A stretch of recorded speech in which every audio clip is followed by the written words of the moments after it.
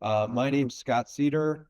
Uh, I live here. I've been here for 6 years. I spent a bunch of years in government. I'm a former prosecutor, former regulator. 2012, I started doing work in the regulated cannabis space. 2019, I moved to Austin and worked for a hemp ingredient manufacturing company for a number of years.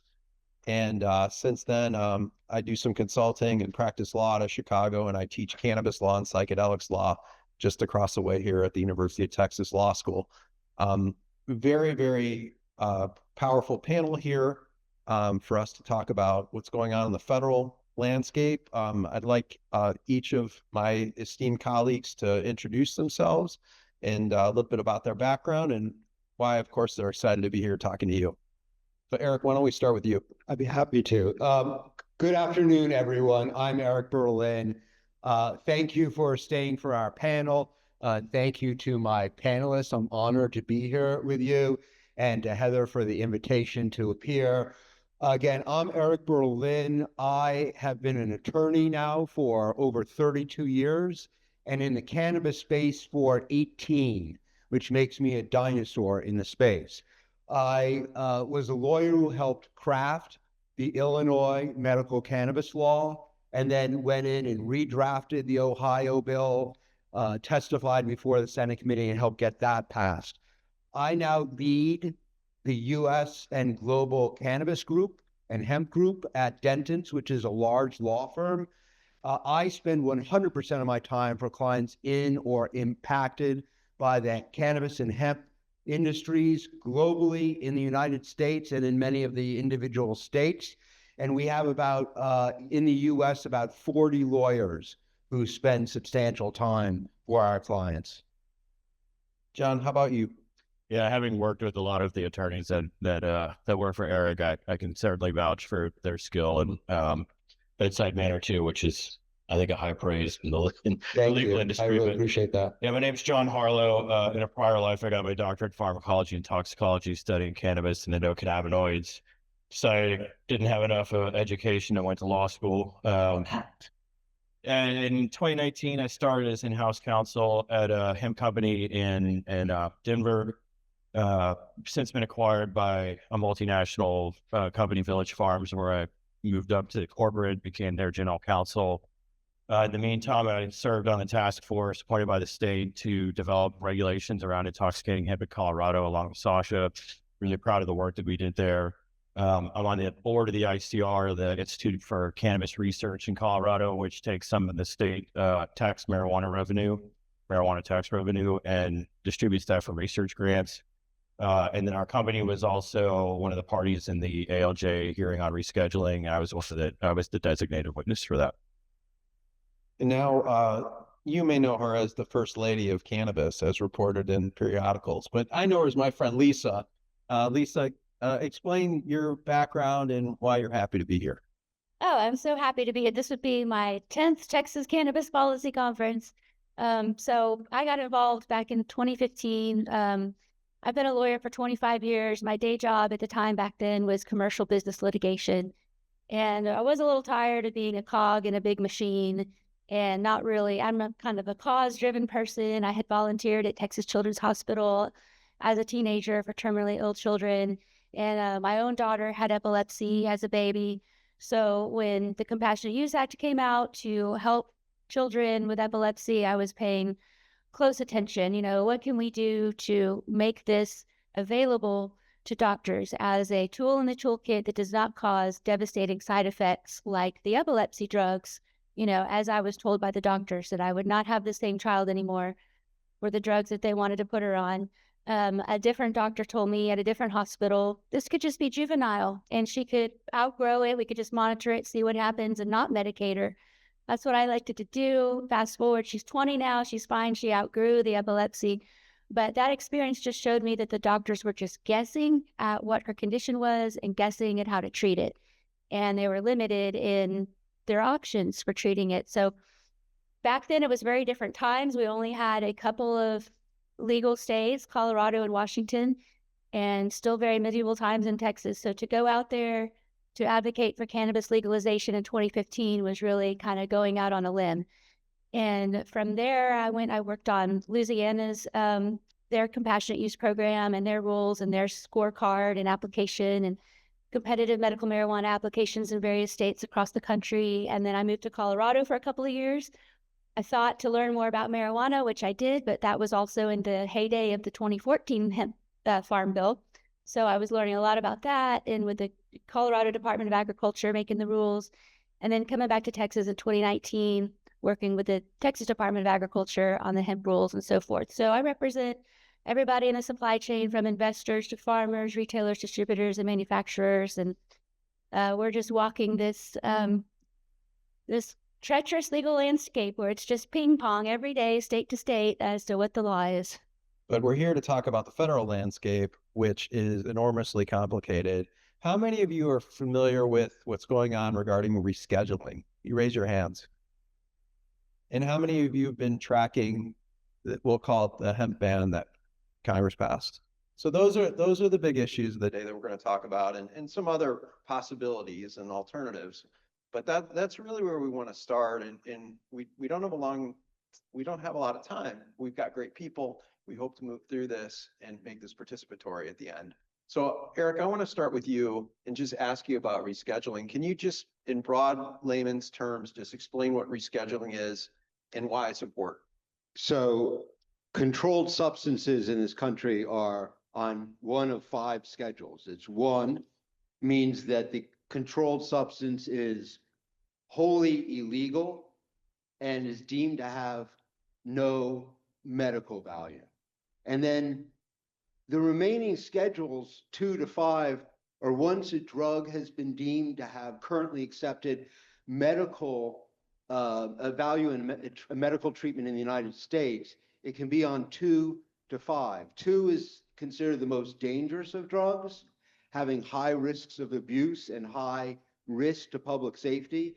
5 is the least, and then drugs can be and substances can be removed entirely. What's going on right now is that the President of the United States has ordered the Attorney General to expeditiously and with no delay, and I can bring up the language, but to move quickly to reschedule cannabis from Schedule 1 to Schedule 3.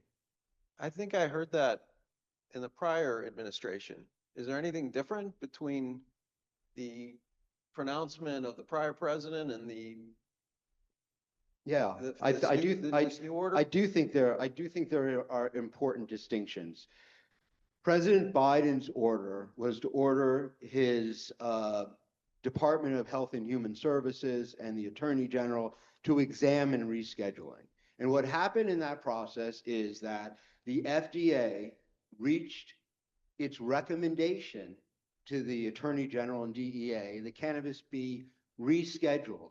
John mentioned his and my firm's involvement in that hearing. That hearing is part of the administrative process within the DEA. The DEA took comments and then went to the hearing.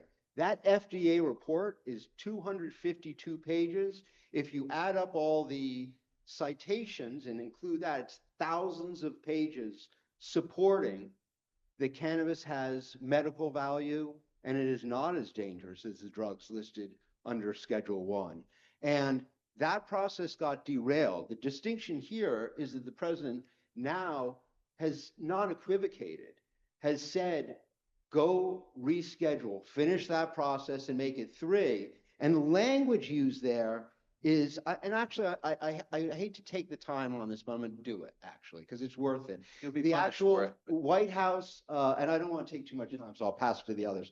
The White House fact statement said, rescheduling marijuana corrects the federal government's long delay in recognizing the medical use of marijuana and will vastly improve research on safety and efficacy. And then goes on to talk about that it's going to improve the health of Americans, and it's consistent with America First.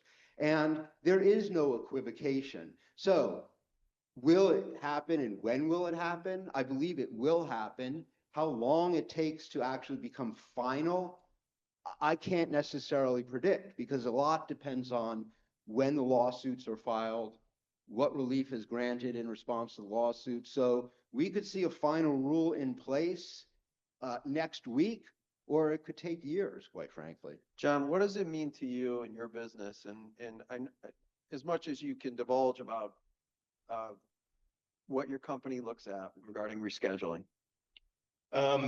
It's kind of an interesting situation because even though, we're publicly listed, we're driven by profit, we have shareholders.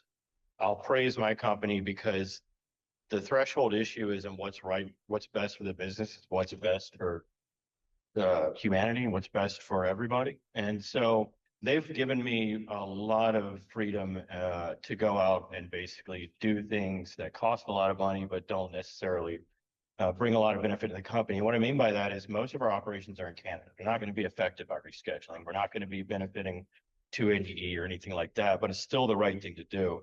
And I'll start with like an anecdote from when I was in grad school, and it was the NIH will fund the 10,000 study to try to prove self-administration, which is a marker of abuse, but they'll never fund a study that looks at any type of medical benefit. So our lab, for example, would have to take some of the grant money for a different project and basically siphon that off for anything that looked at, for example, palliative care and cancer. And that struck me and has always stuck with me as something that is nothing but injustice. And it also, if you think about it in the context of what Eric was just talking about regarding abuse potential, Schedule 1, and medical use, all they're doing is stacking the deck so that the rescheduling question could never really be answered. What Schedule 3 does is allow researchers to do clinical research without risking their school's funding. Because right now, if they go out and start doing studies on, Schedule 1 substances, they could lose every penny of federal dollar that they get. So for every dollar of the federal money, research money that they get, which is a death sentence for a university. So I think everybody here would love to skip straight to descheduling, but what Schedule 3 will do is allow that kind of the foundation that we need to make these arguments that it should be Schedule 4, Schedule 5 descheduled.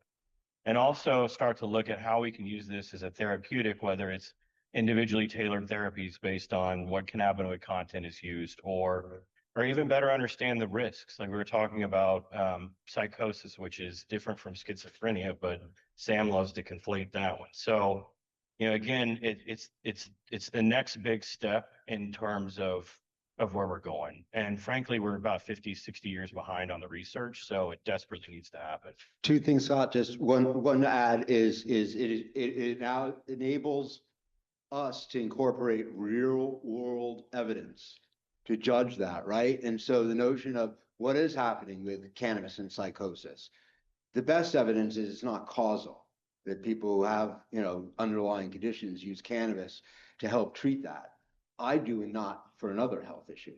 But I just wanted to comment that as someone who's been working long and hard to get to legalization, at this point, like the industry stands in the way in many ways. And I just want to compliment John and his company because, sort of seeing that long path and say, we're going to do the right things and it's going to inure to everyone's benefit. I really wish more companies were doing that now. Well, that's great. Lisa, tell us, you counsel businesses in Texas. It's a big part of your practice. You're aware of the effects of rescheduling. What are the impacts for folks out there that own a business or want to own a business? What will it mean to them? Well, I mean, we're at the precipice of enormous change. So a lot of things are going to happen in 2026. We've got this rescheduling conversation of marijuana, which is cannabis with any amount of THC. That's going to have impacts amongst each of the states. For example, Texas, as independent as we are, we follow the feds. And that's why we didn't do hemp under the 2014 Farm Bill, because hemp was still marijuana, and only under the 2018 Farm Bill when hemp was removed from marijuana. So with it not being Schedule 1 anymore, that's going to remove the justification for the extreme criminal penalties and allow for the relaxation of, a lot of our cannabis policy. The 2025 session, we already got a lot of improvement to the compassionate use program. Hopefully we'll get a little bit more. And then, well, our hemp program hangs in the balance too. So we have huge support from our governor with an executive order and a veto of a ban, that protects hemp for adults. We're in the middle of rulemaking that is, controversial in some of the things that they're proposing here. And then we have that federal ban for hemp. Also for hemp, we have an executive order explicit protection for full spectrum hemp CBD. And the farm bill still has to be negotiated. And there have already been a couple of legislative efforts, and there will be more to try to retract that federal ban. So a lot of moving parts during 2026 that are going to directly impact our policies and laws in our 2027 session, which is then going to impact your businesses, whether you're in hemp or marijuana. It's about to start getting a lot more expensive to do business. The days of anything fast and loose are over. I want to also kind of piggyback on what Eric and John were saying about the significance of the rescheduling, that where we have been fighting for this. Was involved with DEA, amicus briefs, litigation against the DEA, and fighting for Sue Cicely to be able to do research. And these years and years and years of advocacy at the state and federal level, just trying to get cannabis recognized as legitimate medical use.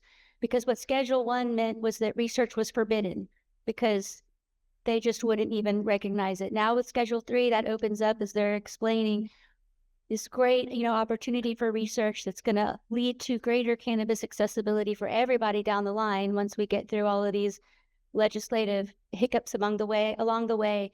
And if you haven't watched the rescheduling signing ceremony, I think you should, because President Trump did it surrounded by doctors, veterans, all the same kind of people we're seeing at the Texas Capitol. And these doctors took turns talking about the exciting potential that we now have to research this stuff so that people can start to benefit from it. Scott, let me give one quick example. When Sasha and I were on that task force to develop regulations, it was half marijuana and half hemp. So obviously there was a lot of animosity to start, but we tried to do this guided by the data that existed, and we couldn't even as a group come to a consensus or have enough data to even guess at where is the line at which a person gets intoxicated, the average person. That clinical data just didn't exist. And you can find a couple of studies from around the world that have an N of like 10, but there's so much variability between those studies that it really wasn't helpful as a guide. So that's how far behind we are and how much further we need to go. And Eric, the companies that you counsel that are, we'll call them state authorized marijuana companies, state authorized cannabis companies, what does it mean the next day if this rule goes into effect? What's the actual practical effect, balance sheet, otherwise? The most significant practical effect for those companies is better tax treatment. So Section 280E of our tax code says if you're engaged in illegal business of a controlled substance that is within the meaning of Schedule 1 or 2, you may not take deductions other than costs of goods sold. And so that changes unequivocally at that date. Now, my law firm has provided legal opinions that there is a reasonable basis to argue that 280E no longer applies now. Let me just ask, is there anyone in this room who believes, given what I described, that cannabis is within the meaning of Schedule 1? Well, there you go, right? And so that's what the actual 280E says. But let me talk a little bit about what it does not mean, rescheduling. The state programs will not become federally legal on that day. You need a DEA registration to be handling marijuana at all. That'll be true under Schedule 3 as well. That said, there will be no imminent enforcement against those companies. One thing that will not happen is cannabis will not be prescribable.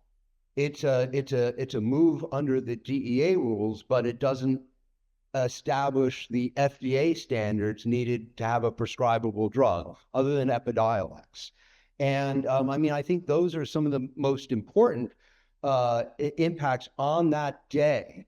But I think that we've signaled something really important. And I'm grateful to President Trump for that. His language in the executive order and at that hearing that Lisa described, and in the fact statement that the White House put out, spoke about medical marijuana. And it basically accepts that cannabis has positive medical impacts on the United States citizens. And that is tremendous progress from where the folks on this panel started. Well, do any of you see any erosion in some of the reticency of the financial institutions or other vendors if it goes from 1 to 3? Is there some other flow down progress that one might see in financial and lending or the marketplace? Yeah, I think we will see that. I think that we'll see indirect effects of rescheduling, right? And I'm talking about like what is going to happen and what's not going to happen. But that signal and the signal of the direction that this is going in does not mean that every financial institution will start banking the cannabis industry, but there will continue to be incremental change and more institutions will get more comfortable with it. And cannabis will continue its process of becoming more normalized in this country. And I think you asked kind of in our prep, is this the start line? You know, where are we? And it's a finish line, and it's really neither. And I hesitate to say this because sometimes it scares people, but we're in the middle of about a 50-year process for the legalization and normalization of cannabis. I've been working on it for a long time, as have the other folks. It's not going to happen overnight. And in fact, we're not going to have really probably any positive legislation passed through Congress this year, right? So it's going to be slow going, but all these things lead to other changes and greater acceptance and folks just feeling calmer and willing to internalize some of the risks that they previously saw with doing business in the industry. Lisa, going back to when you're talking to, these businesses here and you're explaining the federal landscape, how do you see the kind of progress emanating from this? And have you seen over time, watching the Congress, watching the administrations, that what the tea leaves reveal and how that can be helpful to those businesses? What do you think could possibly happen? Well, I mean, to me, the tea leaves kind of flowing off of what Eric was saying they're starting to look more positive. Cannabis 10 years ago was a, fringe niche little thing made up of a few cannabis lovers. And over time, it has become a lot more mainstream, and hemp has helped that along, especially here in Texas. So it's, the most significant impact is that I see as being in this fight for so long is that, yeah, finally we're going to start to see a relaxation of some of these policies, but we're also going to start to see a tightening up. So, I mean, just as we're finally getting some mainstream acceptance, it means we also have to participate in mainstream accountability for how this stuff is manufactured and sold and advertised and distributed and so forth. And so we still have a lot of work to do public education wise, but it's just going to be following what the laws are, participating in the rulemaking process, and making sure that all the compliance document is up to date, and just trying to adapt with it. And things are they're going to be changing. It's going to be a little bit harder to do business in some ways with some of the new rules and things that are going to come down for marijuana as a Schedule 3 and all the rules surrounding that, and for what they're doing here with the rules in hemp in Texas. So it's going to be some belt tightening of, that goes along with the relaxation of the overall policy, where we're finally getting to some more acceptance. And going back to some of the tightening, we talked about this as an important part of our conversation. There's this hemp ban, for lack of a better term. I mean, Eric, can you explain sort of where that is and what impact that could have? And then I kind of want to ask each of you your opinion as well. So I'll be brief on that. In the appropriations bill back in November, a provision was included. And I just want to note that's against the rules. Like, that is against the congressional rules but Mitch McConnell knew he could get away with it. And so it happened anyway. And that was, it is language that changes, essentially amends the definition of hemp. And in that amendment of the definition of hemp, it would functionally eliminate almost all the products on the market, including the broad or full spectrum CBD products.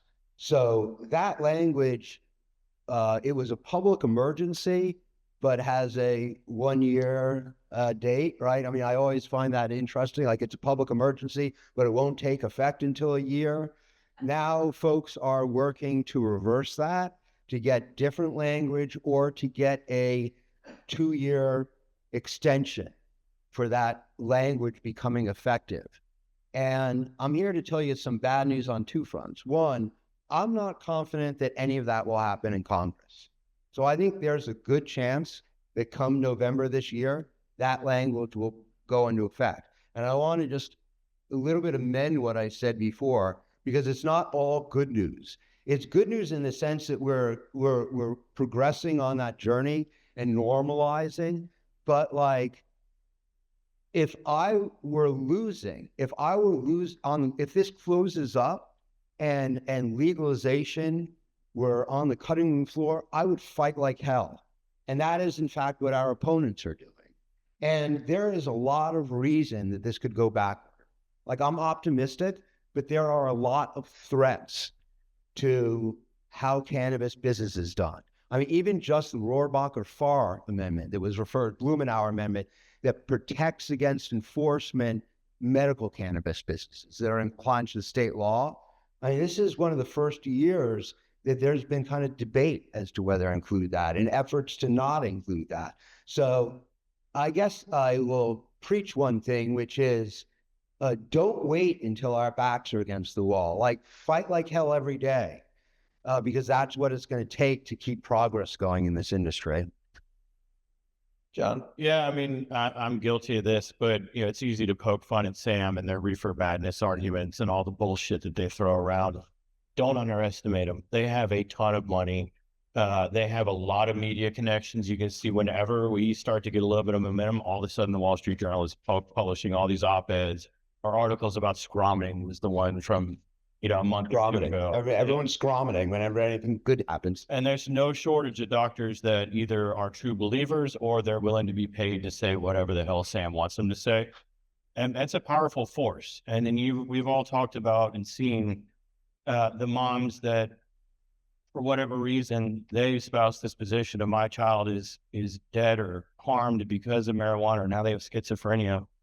You know, but nobody really, you need to balance that with the other families and the moms and kids, or even the patients and vets, where it's obviously done, the medical utility has made a huge difference in their lives. So I would just say, don't underestimate them, take them as a serious threat. And this is definitely the time to fight. We've got momentum through the executive order. We've got momentum through all these threats of bans and the sheer number of employees and the amount of revenue or tax revenue or whatever you want to call it that's an issue. You know, I'm kind of with Eric. I'm not very optimistic about this extension. There's the Griffith bill, which I'd applaud them for the amount of time and effort that they spent to try to get it right. People will always fight over these container potency limits. Bottom line, that is always going to be the number one fight. And then I want everybody in this room to understand, or at least remember this name, Howard Kessler, who's in charge of the Commonwealth Project. They were also part of the ALJ. He has made it the mission in his life, because he had leukemia, to try to change these laws, to basically revert it back, to make, you know, hemp products available under Medicare Advantage programs, to help push rescheduling forward. He's done more in the background for this industry than I think anybody really appreciates. And it's starting to be realized, but that's, I think, probably our best bet, is whatever language that they can get through is probably the best, at least near term. What is SAM for the audience? Smarter approaches to marijuana, you know, kind of an ironic name to it. But It's the biggest prohibition organization in the country. They even have like sub branches in different states. We have one in Colorado. They might have morphed into something else, but you know, they're out there. When you go to public comment and you see those moms and kids, or I bet the Allen police chief is probably, you know, in bed with them. We were showing at the ALJ that the DEA was working with Sam and some of these, you know, Texas Bureau of Investigation. That's where things went off the rails. Is we were proving the DEA, who already has a stacked deck with these administrative processes, is now trying to stack the deck even further by prepping the witnesses. It's insane. I have a very, very, very unfair question for Lisa, which I know she'll appreciate. Let's say that this holds. Does Texas enforce it? I mean, what are the politics of that? You know, the governor had the courage to veto the ban, but is it possible that Texas could treat regulated hemp in the same manner that it treats the teacup program, vis-a-vis that it's, you know, still federally legal? And if not, like, is it possible that something could happen that could influence that? That's a question that I get a lot, where people call and they ask, well, what do you think will happen? And of course, I tell them I had no idea. That's why we have a panel. But Lisa, what do you think? You've been here a very long time in the politics of cannabinoids. I mean, that is a great question, because there is a possibility that Texas does its own thing. You know, Governor Abbott went out on a huge limb to veto Dan Patrick with 20 minutes to go, and then to do this affirmative executive order saying this is going to be legal. I just want to see setbacks, packaging, etc., regulations. So he's really taking a stand. But at the same time, our hemp statute references the federal farm bill. So if the definition of hemp under the federal farm bill is in fact changed by this other congressional language, then Texas may be forced to just shut down the program. I mean, that sounds amazing to say. I mean, that was Dan Patrick's effort, was to shut down the hemp program. We'll take away the vapes. We'll give them to the compassionate use program. And that's been kind of their legislative excuse for all of the efforts to get rid of the hemp program is, but look, we're bolstering the compassionate use program, no matter that nobody's going to be able to participate in it for another 2 years, or, you know, you've got to qualify and so forth and so on. So it's been an interesting political battle of a give and take with the people involved with hemp and marijuana in Texas. I mean, I think the overall tea leaves are things are getting better. I mean, I would say, you know, about me being involved for a long time, Governor Abbott used to say on the campaign trail, we are a law and order state. We will never see marijuana legalization on my watch. Not even medical, doesn't exist. He used to say that. In his last gubernatorial campaign, he was challenged by 2 folks that were more conservative than him, very anti-marijuana, but yet he stood up and he touted signing the compassionate use program, said he didn't believe that we should have the criminal penalties that we do, and expressed openness for softening of cannabis policy, which to me was huge. He never said those words, and then his executive orders backed that up, and the improvements that we got to the compassionate use. So we're finally seeing a little bit of change here and softening of Texas, and our governor willing to take a lead on it. That frankly was surprising to me. So, but honestly, it could go either way, because it comes down to the words, you know, like I said, the words in our H Bill, you know, 1325 reference the federal farm bill. So that might have to be changed in the 2027 session if we're going to buck the federal law. Is there anybody in this room that's aware of any public statements of anyone from the Texas congressional delegation about this issue?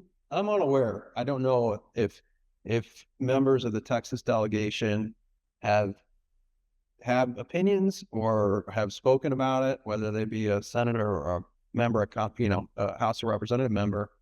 I think it's interesting. We just had this last panel. Who's that? Interesting. I have a great suggestion for Texas just to resolve all this issue. And it would take care of Representative Darby's concerns about veteran access and the problem with frankenoids and where, these untested cannabinoids coming from hemp. Legalize cannabis. I mean, this is what other states have done. It takes care of all those problems. Like, it's like I feel like I'm the ghost of Christmas future coming back, right? I mean, it's quite remarkable to come in here and see where the state is, and particularly a state that claims libertarian values. I'm just shocked to hear that the state is demanding metered doses from vapes. I mean, your state is going to dictate how you're supposed to use a legal product? That's crazy. Well, Eric, it's going to be a little time. You got to be a little patient around here. It's going to be a little bit. One of the things, in my opinion, that stymies progress, particularly in Congress, is you need to have champions. And this is a nascent industry.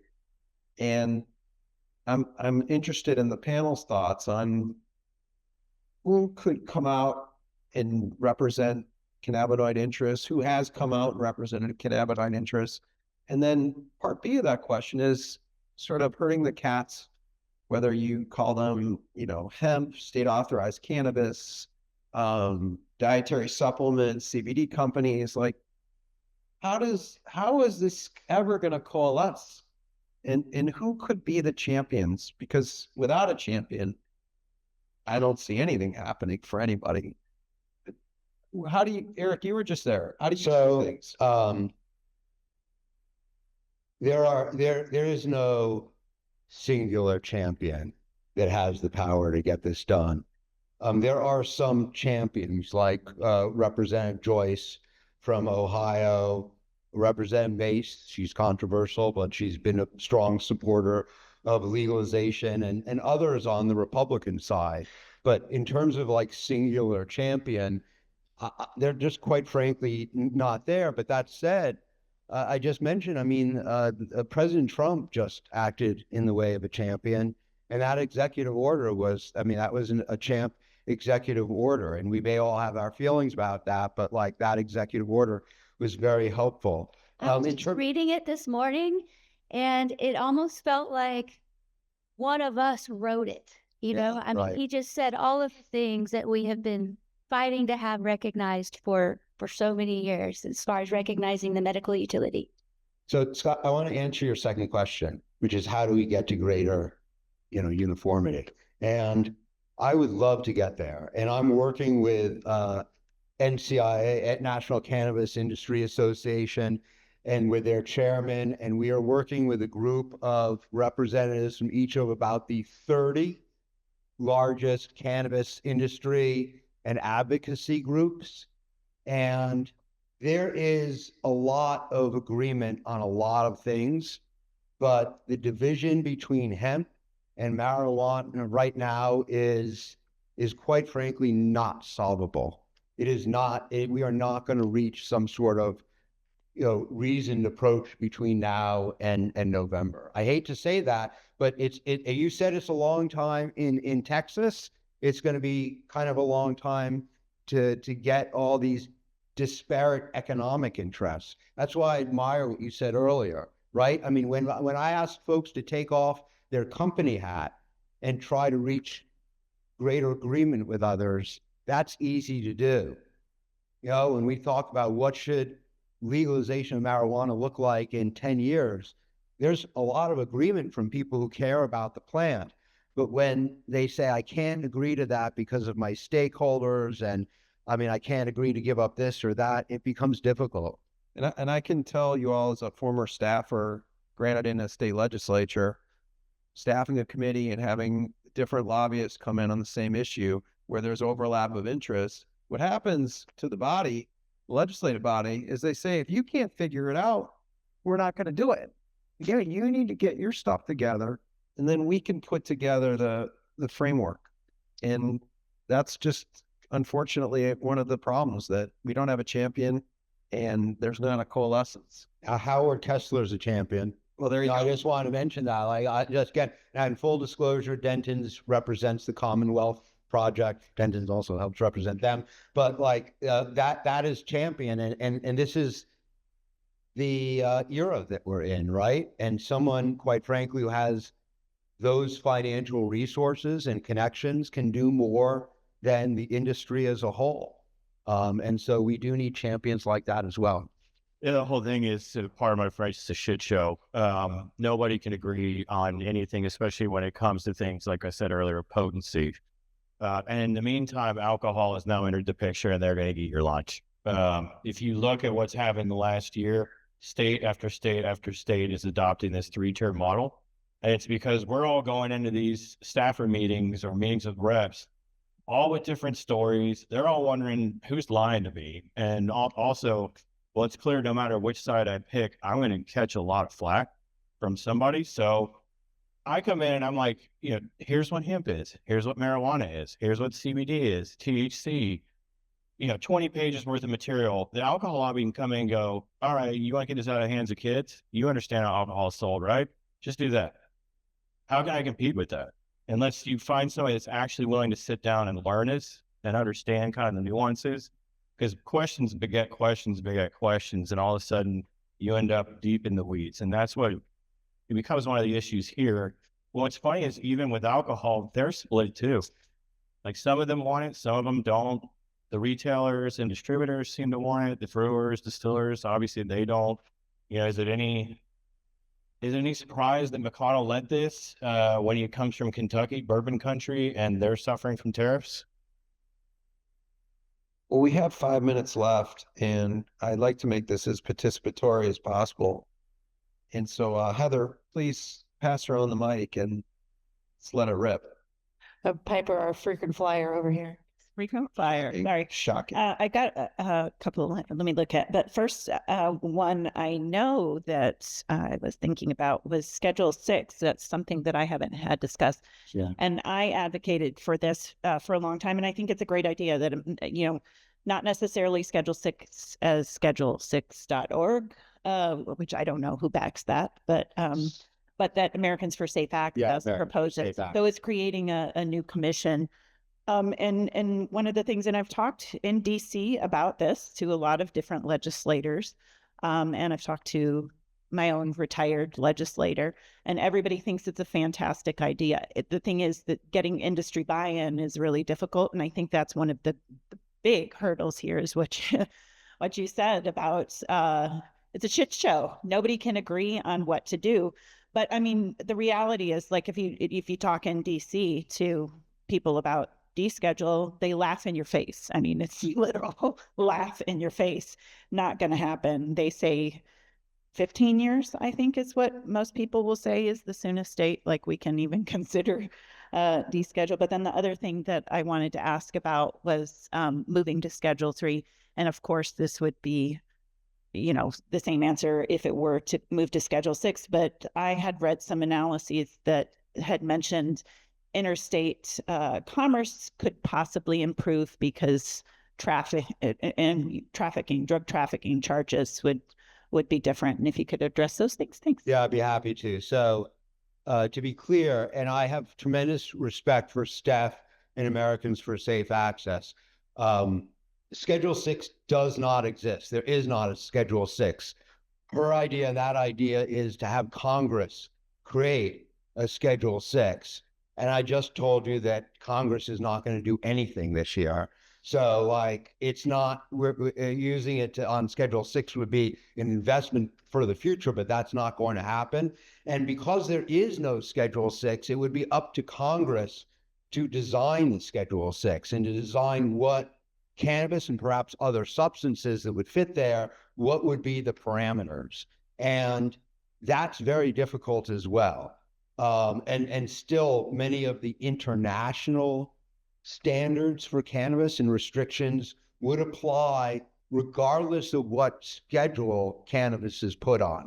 So Schedule 6 could be far more, and hopefully if it came to pass, would be far more permissive than a Schedule 3, because I told you Schedule 3 will have immediately very few direct implications. But I think, I mean, listen, I like the idea of the Schedule 6. I like pushing on all sorts of opportunities, but I think that's going to be a difficult one in the near term. DC is filled with children. So if you really think that they're going to do this in a midterm year, it's got a bridge to see. Yeah, let me just, the idea, but yeah, let me just back up what I said. Last year, Congress passed fewer bills than any non-election year for decades. And we're now in an election year. And this is the most important issue to us. It is not to them. And hemp, just hemp, I'll address, does not come close to having the power in Washington to move the needle for a second. I hate to say it, but I'm just telling you the reality. The interstate commerce is. Oh yeah, interstate commerce.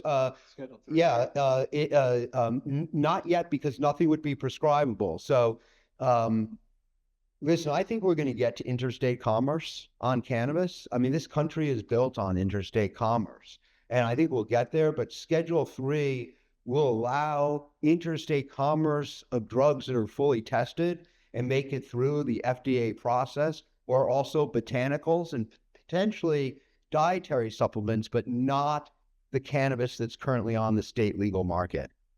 and remember, the FDA has no idea what to do with this stuff. One of the speakers yesterday made a really good point about the FDA is all about homogeneity, like single molecules that allow you to take study to study to study and compare apples to apples. They've gone with this, with the hemp thing, because they have jurisdiction. They've gone to Congress repeatedly and said, we don't know what to do. It doesn't fit in any of our buckets of drugs, devices, biologics. Like there's the botanical drug, and it's fascinating watching what Charlotte's Web is trying to do, but that's years away. And then again, it's just a single. Maybe are they going to approve a strain? Well, is it a certain cannabinoid, chemovar, something? Who knows where they're going to go? They don't know. Heather, do we have time for one more question? Yeah, I can only tell you from personal experience. When I was deployed overseas, I was exposed to a nerve agent that paralyzed my diaphragm and put me in a wheelchair. Now, you can guess how the VA wanted to handle their version of pain medication. After a few years of it not working, we switched to, with a civilian doctor, a cannabis and very light narcotic program, so much to the point I can walk. Don't ask me to run, but I can walk. And working with trauma survivors, it's easier to work with them when they're on cannabis compared to alcohol or any other type of narcotics. So keep fighting. Well, keep making those points, because I feel like the industry is very much on its heel in many of these discussions, and I don't think we should be. I think cannabis is awesome, and it's going to be a net positive for the country. And you're a great story of that. And we shouldn't be preventing people like you from getting that. We should be talking about that a lot more than, exactly what milligram a dose should be. Your stories are the ones that move the needle. Right. It's Totally. not what I do. Nobody gives a shit about what I say. Just a guy in a suit that shows up. It's the moms, the kids, the vets, the people that have these stories that resonate, that will move the needle. The VA doctors won't push my story, and the civilian doctor was afraid for the longest time when they actually approved it within their clinic to allow the patients to use cannabis products, because they were like, if we start really mandating it, we're going to lose all of our patients. Now, please keep telling your story. And thank you all for coming. All of my esteemed colleagues will stay for autographs. If that's what you wish, they will sign your program if you'd like, and certainly answer any other questions you may have. Thank you for coming, and thank you, Heather, putting on such a wonderful conference. Yeah, really great. Thank you all.